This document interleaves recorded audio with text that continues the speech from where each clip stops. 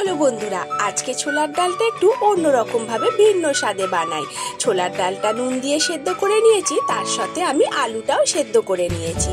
কড়াই তেল গরম করে জিরে, শুকনো লঙ্কা, হিং ফোড়নে দিয়ে একটু ভালো করে ভেজে নিয়ে তাতে দিয়ে দিলাম ধনে জিরে গুঁড়ো, লঙ্কা হলুদের গুঁড়ো আর সামান্য একটু আদা বাটা। এরপর মশলাটাকে কষিয়ে নিয়ে সেদ্ধ করে রাখা আলুটা হাতে চটকে নিয়ে দিয়ে দিলাম। এরপর আলুর সাথে মশলাটাকেও কষিয়ে নেব ভালো করে। তারপরেতে সেদ্ধ করে রাখা ডালটা দিয়ে দেব।